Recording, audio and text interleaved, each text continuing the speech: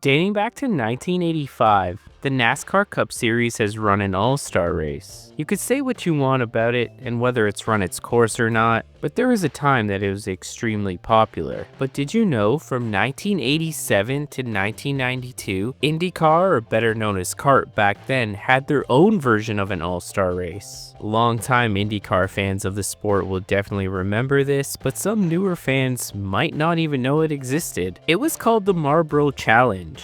From 1987 to 1992, 10 of CART's best would compete in the race. The criteria to enter was pretty simple. It consisted of all race winners and pole winners since the previous year's Marlboro's Challenge. It also included the previous year's champion and the defending Indy 500 winner. If 10 drivers did not meet that criteria, the rest of the field could be filled out by top performing drivers in the current season. For example, most second places. Similar to NASCAR's All-Star race, no points are awarded, and this is strictly an exhibition race. Each year the event had an approximate distance of 100 miles, which would require one pit stop, and it was about half the distance of a typical kart race, which was around 200 miles. The inaugural Marlboro Challenge took place on Halloween, October 31st, 1987, at Tamiami Park in Miami, Florida.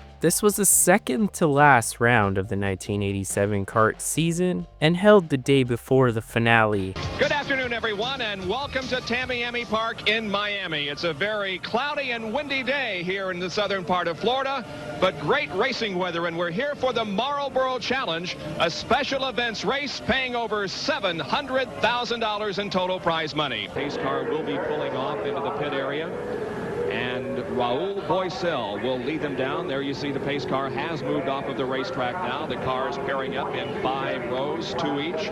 Raul Boisel is on the pole with Bobby Rahal alongside. Then in row number 2, it is Danny Sullivan and Emerson Fittipaldi. The Marlboro Challenge is about to get underway. The green flag being displayed by Richard Sterling from Brand Management of PMG USA, and the green flag is out and the race is on.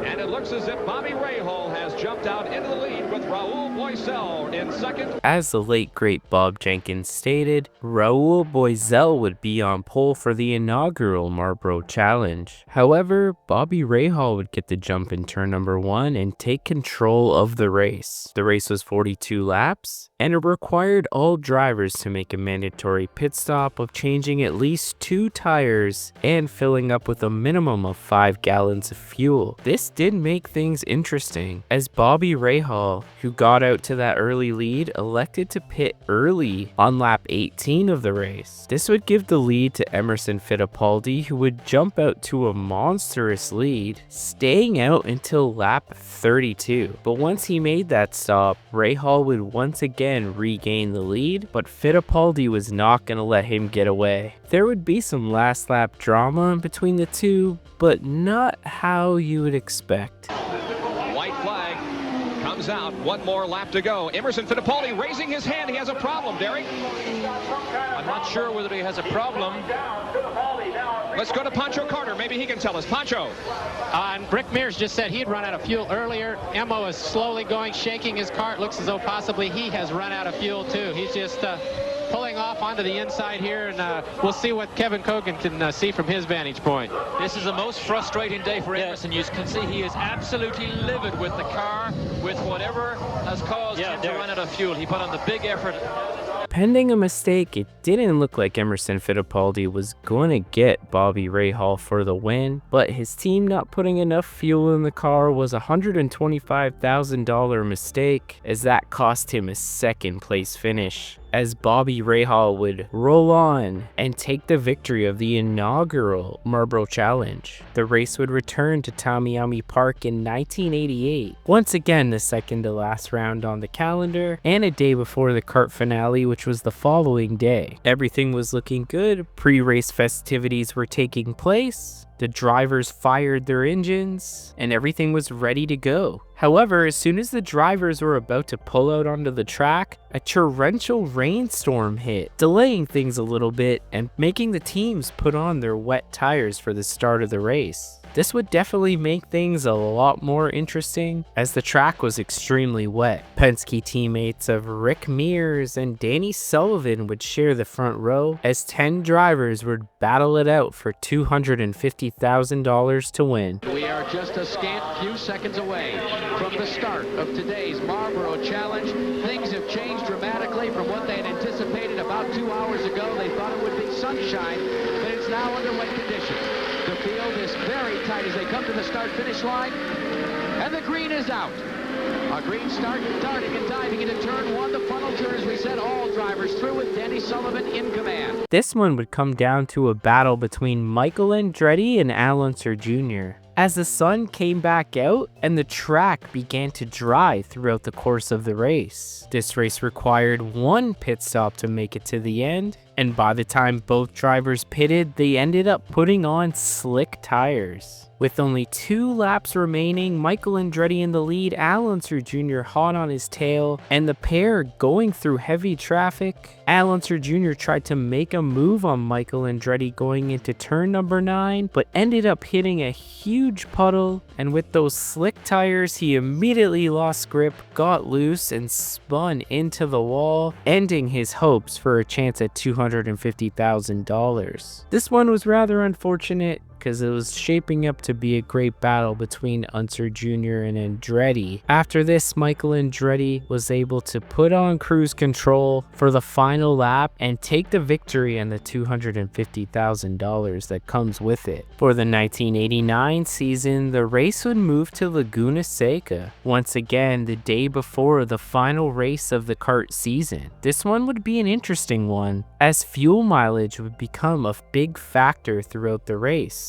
And similar to the previous year, $250,000 was up for grabs for the winner. Al Unser Jr., looking for redemption from the previous year's Marlboro Challenge, was leading on the last lap. His closest competitor Emerson Fittipaldi was closing in on him, but ended up running out of fuel on the last lap, giving Al Unser Jr. just a little bit more breathing room, as he also had to manage his fuel all the way back to the line. The final pass down the hill. A right-hander lies just ahead, and Al Unser Jr. can see $250,000 in his pocket, and the crown, the champion of the Marlboro Challenge. The checkered flags lie just ahead, and Al Unser Jr. has won it.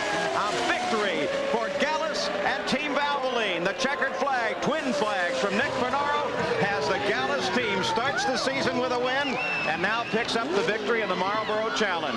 The 1990 edition of the Marlboro Challenge would take place on an oval for the first time at Nazareth Speedway. The race would take place on October 6th, the day before the second to last round of the 1990 kart season. Once again, the race would be $250,000 to win, and Michael Andretti would be on the pole. The race would be 100 laps, making it 100 miles, and it would go relatively incident-free. But with that being said, handling would become a big factor during this race, as the speed differentials throughout the 10-car grid would be pretty large, with only 3 cars finishing on the lead lap at the end, and Rick Mears picking up the victory over his Team Penske teammate Emerson Fittipaldi. The third and final car on the lead lap was Al Unser Jr. The checkered flag comes out for Rick Mears, the winner of the 1990 Marlboro Challenge. A Penske car powered by Chevrolet. Chris Mears, his wife. Well, a little more into the account for her.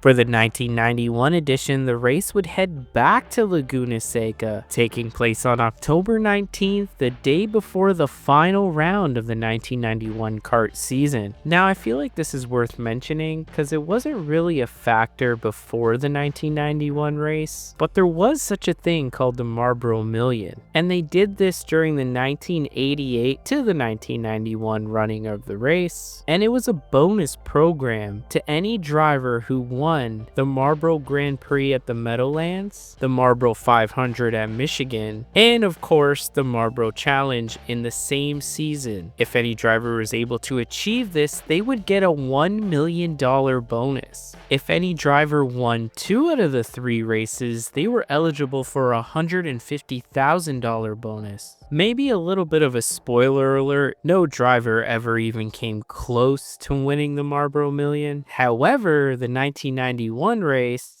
Rick Mears was eligible for that $150,000 bonus as he won the Marlboro 500 earlier that season at Michigan. It's also worth mentioning that the winner would get $275,000 for winning the race in 1991, as well as another $20,000 bonus to the driver who turns the fastest lap. Michael Andretti would start on the pole for the 2nd consecutive year in a row. However, no one has won from the pole in the Marlboro Challenge to this point, so Michael was looking to change that. They begin to accelerate, and we have a green flag. We're racing in the Marlboro Challenge. What a disastrous start. I can only say disastrous start by Michael Andretti. Caught napping, a most unusual situation for him.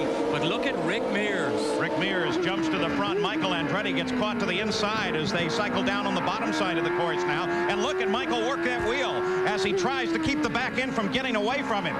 Oh, he got inside Rahal. They were wheel to wheel here, but already look at Mears. 3 or 4, 7 car lengths ahead. Rick Mears jumped out to the early lead and absolutely dominated the race, leading 42 of the 45 laps. As previously mentioned, he was eligible for that $150,000 bonus if he can pull off the win, and he also had the fastest lap of the race, securing that $20,000 bonus, totaling his winnings to $445,000 if he could make it back to the checkered flag in first place. As the white flag comes out in between Michael Andretti and Rick Mears, the final pass around the 11 turns, just 2.2 miles to go. Rick Mears locks the left front brake as he comes down into the hairpin. Well, does that tell you how hard he's trying? Remember, Mears has already won $375,000 of Marlboro money in the challenges past. Michael, he's way up there. He's earned $350,000. So these are big paydays for the people who run right at the front. For Michael Andretti, so close, but really so far. That interval is so difficult to make up. Still, Michael has done it in the past. Can he do it again? As once again, the last pass up the hill now. They make that left-hand turn and continue their climb. Almost 300 feet in elevation difference between the bottom of the course and up here at the top, and Michael Andretti is very definitely closing in. The blind corner just ahead. There's the corkscrew. Michael slaps it down the hill. He continues to try and catch Rick Mears. It's going to be very, very close. The crews look to see them come out from under this bridge, and there they see Rick Mears still has the lead, but Michael is still closing in. The Marlboro Challenge about to be decided in Laguna Seca, and for Rick Mears, $445,000 if he can just hold on. He climbs on the pit straight. He's out of fuel. He slows down. Michael Andretti comes around him, and Michael Andretti on the last straightaway picks up the race, the checkered flag, and the lead. What could possibly have happened to Rick Mears? A missed gear, a faltered fuel, who knows what it is? My word, give me a minute here to catch my breath and try and feel my heart here. I can't believe, look at the dejection on Roger Penske's face. I can only think it must have been a missed gear. A fuel pickup issue on the final turn of the final lap cost Rick Mears roughly $200,000, giving Michael Andretti the win as he becomes the first 2-time winner of the event and the first man to win from pole position, leading only 3 laps during the race. 1992 would be the final year of the Marlboro Challenge, and it would once again head back to Nazareth Speedway. The purse would increase once again in 1992, awarding $300,000 to the winner. There was once again a $20,000 bonus, but this time it would be for the fastest pit stop instead of the fastest lap of the race. For the 3rd consecutive year, the Marlboro Challenge would see Michael Andretti start on pole. However, it'd be outside pole sitter Bobby Rahal getting the jump on Andretti and taking the early lead of the race. Rahal and Andretti would have the fastest cars throughout the day, but Rahal would lead the first 61 laps of the race. And that